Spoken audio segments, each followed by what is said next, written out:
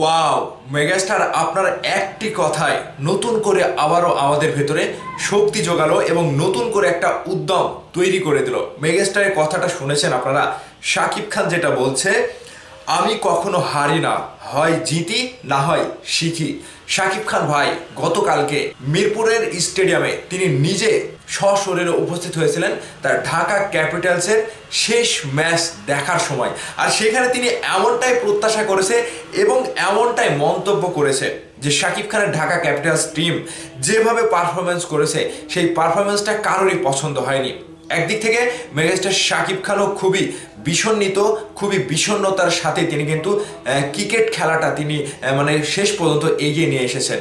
আর ঠিক এই সময়টাতে ঢাকা ক্যাপিটালসের যত বদনাম, যত দুর্নাম সব কিছুকে পেরিয়ে মেগাস্টার শাকিব খান গতকালকে শেষ ম্যাচে এমনটাই বাণী দিয়েছে যে আমি হয় কখনো জিতি না হয় শিখি, হারার কোনো রেকর্ড আমার ভেতরে নাই।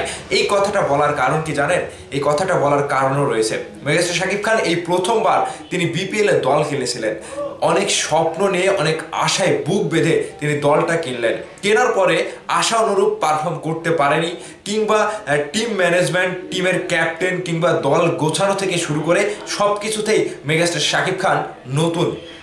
আর নতুন জায়গায় আপনি যখন যাবেন একটু বাধাপ্রাপ্ত হবেন, ভুল ভ্রান্তি হবে, যেখানে আপনার অনেক কিছু প্রত্যাশা করাটা একটু ভুল হবে। মেগাস্টার শাকিব খান কিন্তু এই যে হারের পরেও, এত বড় একটা হার কিংবা তার দল যে পারফর্ম করতে পারেনি, তারপরেও কিন্তু তিনি একটুও ভেঙে পড়েনি। গতকালকের বাণীটা শোনার পরে, গতকালকে তার মুখে যে আমি কথাটা শুনলাম, তিনি মতামত পোষণ করেছে যে এবার তো প্রথমবার বিপিএল এ আমরা যুক্ত হলাম, এর পরবর্তীতে আমরা চলচ্চিত্রের পাশাপাশি চলচ্চিত্র এবং ক্রিকেট অঙ্গন, এই যে দুইটা অঙ্গনকে এক জায়গায় করে তারা যে এগিয়ে যাওয়ার একটা চেষ্টা করছে, তাদের মতে শাকিব খান ভাই যেটা বলছে যে আমরা আগামীতে ইন্টারন্যাশনালি অনেক অনেক টিম থাকে, অনেক অনেক ম্যাচ থাকে, টি-20 থাকে, তারপরে বিভিন্ন বড় বড় ম্যাচ থাকে, তো সেই টুর্নামেন্টগুলোতেও আমরা দল কিনবো এবং আমরা আমাদের জায়গা থেকে এগিয়ে যাব। তো এখানে মেগাস্টার শাকিব খানের এই কথাটি শোনার পরে অনেক ভক্তরে যারা হতাশায় ভুগছিল তারা একটু হলেও শক্তি পেয়েছে এবং তারা নতুন উদ্যমে শাকিব খানের উপর আবার নির্ভরশীল হয়ে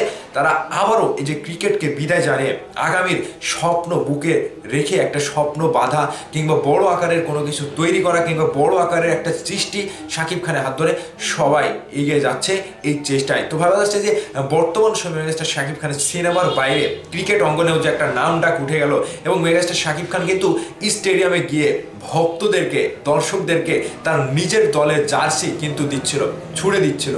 এখানে মেগাস্টার শাকিব খান কতটুকু খুশি ছিল এবং স্টেডিয়ামে সকলেই তাকে পেয়ে রীতিমতো একটা কি বলবো, সকলের মধ্যমণি হয়ে উঠেছিলেন মেগাস্টার শাকিব খান। আর যেখানে ক্রিকেটাররাও শাকিব খানকে পেয়ে একেবারে অন্যরকম পর্যায়ের আনন্দিত, মুখরিত হয়ে সকলের সাথে কিন্তু ভালোবাসা আদান প্রদান করেছে।